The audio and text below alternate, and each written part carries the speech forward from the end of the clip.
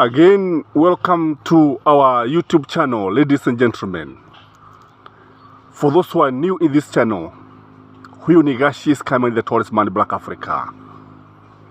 For those of you who read the international media, for those of you who read the international journals and newspapers, for those of you who read The Guardian yesterday, you realized that a literary Kenyan giant, another from Limuru, Ngugi wa Thiong'O, formerly known as James Ngugi, only to drop his name after he realized he has decolonized his mind, is sick. He is literally a giant, an academic giant. Ngugi wa Thiong'O ni mtu ambaye anasifika kote kote. Ngugi wa Thiong'O ni mtu ambaye hata amekuwa akibaguliwa na that committee that nominates the Nobel Peace Prize people who are going to win. He has always missed this every year, but in a whisker. You know, unajua sasa kile ambacho tunajua ni kwamba the Nobel Peace Prize should be called the European Peace Prize, literature Peace Prize, kwa sababu unapoangalia utaona kwamba wale watu ambao wanapewa ni wazungu na hawataki wale ambao wanazungumzia masuala ya Kiafrika. Ngugi wa Thiong'O lives in United States after relocating from Britain, na baada ya kuhamia kule akawa mhadhiri, and the man lives in California. The man is sick. The giant is sick and has a catheter in the stomach. And I think also yesterday he went through an operation. Kutana na kisu cha daktari, lakini unajua kule wameendelea sana, but he was able to go home because he could recuperate at home. Anaweza kupona akiwa nyumbani. But it is also important to realize that huyu mtu anakaa peke yake kule, having undergone, I think, a messy divorce after separation with his second wife, Njeri. Ngugi wa Thiong'O has 9 children, I think 6 from the first family. And this man, who is a product of Carrie Francis from Alliance High School, was among the first Africans to be educated. Na I think other people ambao ni zao la Carrie Francis ni watu kama Jaramogi Oginga Odinga. When Carrie Francis, the known international mathematician, was teaching in a school in South Nyanza. Is it South Nyanza? I'm not sure. Where's Maseno, by the way? I'm not sure whether it's in South Nyanza, but that's why Jaramogi was schooling. And Jaramogi later became a teacher, only to teach with his teacher, Carrie Francis. But unajua wazungu wakati huo walikuwa watu ambao walikuwa walakai kabisa, because they forced teachers to wear kaptura, vinyasa, not like students, just to remind them where they come from, just to show them where they belong. Lakini Jaramogi Oginga Odinga, on a certain Sunday, he refused kuvaa kinyasa, and he bought suit for himself and for his family. And I think that is how Jaramogi was sacked. For those of you who follows the politics of this country, and I think there's something like that in Jaramogi Oginga's memoirs, for those who study the history. So too much for that. But our video here is about the literary giant, the Ngugi wa Thiong'O. Ngugi wa Thiong'O, you remember very well, is one person whom I love very much. The man was asking why. You know, when he wrote The Petals of Blood, he wrote that book, the famous book, The Petals of Blood, I think in 1977. And is it 1977? I wrote that time. Na hilo ndio jambo ambalo libadilisha maisha yake kabisa, kwa sababu yeye alisema kwamba Kenyatta vile ambavyo alifanya, Kenyatta was just interested with replacing the white man with the black leaders. Kuvutukawa na wazungu weusi. And in The Petals of Blood, he literally talks about the way the white man was replaced by the black man. Na kile ambacho tuliona ni kwamba Waafrika hawakurejeshewa mashamba yao. Sijui kama nyinyi mrejeshewa mashamba yenu, kwa sababu sisi, when I follow the case, when I ask my father who really fought for the independence of this country, and he tells me, shamba lao lilinyakuliwa na wazungu, na baada ya kupata uhuru shamba hilo halikuwahi kuonekana tena. Literally they had to look for land, wajitafutie wao wenyewe. And these are the questions that Ngugi wa Thiong'o was asking. Na maswali haya yalikuwa maswala nyeti, ni maswala ambayo yalimfanya hata afungwe jela na Kenyatta. That was very wrong if you ask me. Hili ni kosa moja ambalo Kenyatta alifanya, kumtia Ngugi wa Thiong'o korokoroni and commit maximum prison.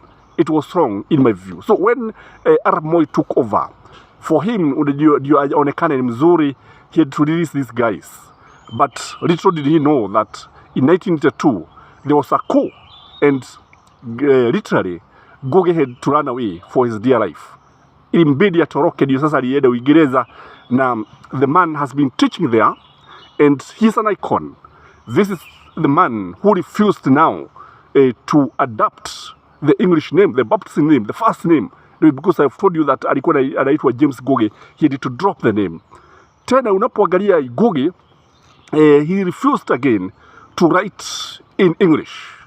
I think the last book he wrote in English was The Petals of Blood, and that is when he started writing books like The Wizard of the Crow, Murogi wa Kagogo, and Gahika Dead, Aumari when I want. Those are the books that he had written earlier.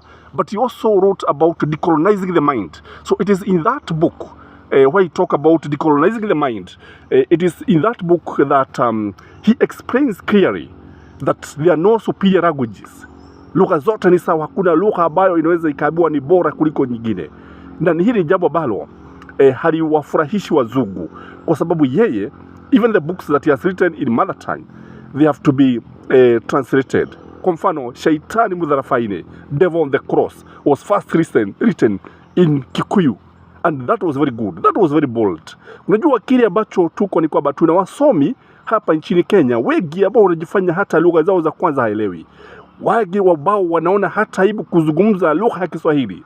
Wanaona furaha, wanaonea fahari lugha ya Kiingereza. Na ni aibu kubwa sana. Ni aibu. Kwa sababu lugha ya Kiswahili ni lugha yetu, lugha ya Kiingereza ni lugha ya mkoloni. And that is why Ngugi wa Thiong'o wrote that book, Decolonizing the Mind. So Ngugi wa Thiong'o akiwa pale, for those of you ambao mko kule California and you're members of this channel, take a minute, a day or two, and visit the giant. He's an academic giant. Na kumbuka jambo moja kwamba when we had Raila Amolo Odinga and Kibaki forming the government in 2002, I think in 2004 tuliona Ngugi wa Thiong'o akija pamoja na bibi yake Jerry. I remember he kissed the ground when he arrived at Jomo Kenyatta International Airport. He literally alipiga busu ardhi, sakafu, and people could not understand why he was doing this. But in my view, he was doing this to reconnect with his mother country. And when he came, it was very sad because I think after 3 days, thugs raided his home and raped Jerry. It was the lowest that this country could go. Imagine mtu ambaye amekaa miaka hiyo yote amekuja kwa sababu uhuru umepatikana, kwa sababu huo ni uhuru kusema ukweli, uhuru ambao ulikuwa umeletwa na the second liberators led by Raila Amolo Odinga. Na sasa wakati ambapo Ngugi wa Thiong'o alirejea, he had to persevere this, kwa sababu bibi yake kupigwa kule, kubakwa, kunajisiwa na magaidi. Nafikiri magaidi walikuwa Wakanu, kwa sababu kama wale watu ambao mnacheza wakati ambapo tunawaambia kwamba Moi was a ruthless dictator. Kuna watu ambao hawakufurahi wakati Ngugi alirudi, and the remnants are also there. Kwa hivyo tunajua vizuri sana hiki kitendo ambacho alifanywa ni kitendo cha aibu sana. Kwa hivyo wakati tunamuona Ngugi wa Thiong'o pale, in fact literally understand he is using walkers sometimes. He can't be able to walk properly, na sometimes inabidi atumie hata mkogojo kutembea kwa sababu hawezi akatembea peke yake, and literally he has to depend on caregivers kutoka nje ambao unakuja asubuhi, and even the children are coming to help him. Sababu I understand, I think the last born yule kitida mimba ndiye alikuja jana akampeleka hospitali, kapona, kapasuliwa pale na karejea nyumbani na akawa naye pale. I think the children are playing a very very important role when it comes to this. Kwa hivyo kile ambacho tunaweza tukasema kwamba the contribution of Ngugi wa Thiong'o cannot be underestimated, kwa sababu tunajua vizuri sana wakati ambapo alianza kuigiza kule sehemu za Lemuru. Mnajua vizuri sana wakati ambapo aliigiza Gahika Deda, it is something that did not go down well with Jomo Kenyatta, kwa sababu ni jambo ambalo halikubadiliwa na serikali. Kwa hivyo huyu ni mtu ambaye unajua wakati ambao unazungumzia wakombozi, Ngugi wa Thiong'o mara nyingi anasahaulika. Tukisahau ya kwamba huyu ni mkombozi ambaye alikabiliana na Kenyatta unyo na alikabiliana naye kama mwanaume, na alikuwa tayari kufanya lolote, na isipokuwa ni pale ambapo he was advised to leave this country. This man could not have left the country, because unapoangalia utaona kwamba I wish aliweza kushirikiana na watu kama Paul Mwite, Ogiga Odinga, Jaramogi Oginga na kina Raila Amolo Odinga, sababu kama angeweza kushirikiana nao labda jambo hilo lingefaa. Lakini sasa he had to go and maybe live somewhere else kwa sababu ya maisha yake, kwa sababu maisha yake kusema kweli yalikuwa hatarini, na hakuna mtu ambaye angependelea kuona maisha yake yakiwa hatarini kwa sababu ya utawala ambao ulikuwa pale. Ulikuwa ni utawala dhalimu sana, utawala ambao haukuwa na huruma, utawala ambao haukujali. Na huu ndio utawala ambao tuko nao sasa hivi. Ni utawala ambao uko tayari kufanya chochote kuhakikisha kwamba nchi haiendelei vizuri. And when you ask, when you hear people like Gachagua talking about that they are sons of Mau Mau, these are the dreamers. When you hear them, because when you look at William Samoei Ruto never fought for even the constitution that he is saying that he is defending. Hakuweza. Na kosa moja ambalo sisi wa Kenya tunafanya ni kwamba we normally reward those guys who have not done much for this country. Guys who don't even understand where we are coming from. When you look at Kibaki, although if you ask me, he was a late-come Democrat kwa sababu ya vile ambavyo alichelewa kuja kujiunga na siasa za the second liberation, but finally the fullness time aliweza kuja na amewahi kura tear gas hata yeye mwenyewe, na si mara moja si mara mbili, lakini hatimaye he knew the price of freedom. That is why when he came he could not even try to interfere with free speech. Now I want to thank Raila Amolo Odinga for the way he stood with Kibaki hata wakati ambapo Kibaki alikuwa hajiwezi, wakati ambapo alikuwa ameshindwa kabisa baada ya kupata ile ajali. Kwa sababu maisha kama tunavyoona ni maisha huwa na kupanda na kushuka. Leo unapanda, kesho unateremka, kuna minuko, kuna mabode, kuna nini. Hiyo ndio hali ya maisha. Ngugi wa Thiong'o is not a young person. Ngugi wa Thiong'o, I think he could be approaching, I understand he was born in 1935.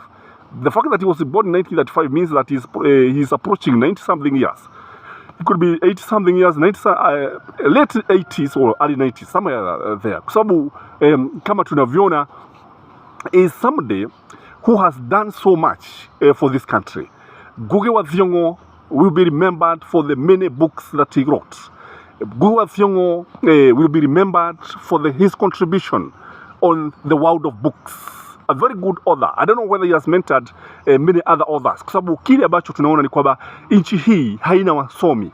Wasomi wengi tunapata katika zile sehemu za kule Nyanza. Huko, that's why you find scholars. And when you look at the way these guys contribute in parliament, you actually admire them. People like Sifuna.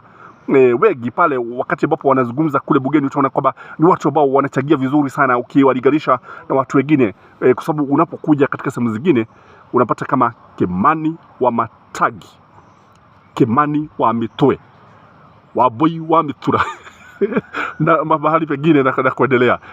Lakini sasa ni vizuri tujue kwamba elimu ina manufaa. Elimu ina mengi ambayo tunaweza kujivunia. Kwa hivyo kile ambacho tungetaka kusema ni kwamba this channel wish Ngugi wa Thiong'o quick recovery. This channel wish to meet an interview Ngugi wa Thiong'o, kwa sababu kuna mengi ambayo labda anajua na kuna mengi ambayo anaweza kusimulia. But what I know about the history of this country, mambo mengi ni yale ambayo hayasemwi, watu wananyamaza. Sijui kwa nini wananyamazia yale mambo, ni vizuri kuyazungumzia. I don't know what you think when you look at the life of Ngugi wa Thiong'o and his contribution to this country. I don't know, because this is one person who should have been in the cabinet. If I were Kibaki, I could have made him the minister for education. Na kwa sababu unapoangalia one thing that kuna jambo moja ambalo Kenyatta alifanya when he took over power, majority of the people who were in his cabinet were students of Alliance High School na some from Mang'u, wengi. Huo ni ukweli wa mambo. And you see, Mang'u and Alliance ni shule ambazo zilikuwa na mwelekeo mzuri sana, shule ambazo zilikuwa zinaelekeza wanafunzi vizuri sana. And remember that Kari Francis who changed the face of Alliance. I don't know what you think, but that is my take. Please like this video and may you have a blessed weekend ahead. Adios.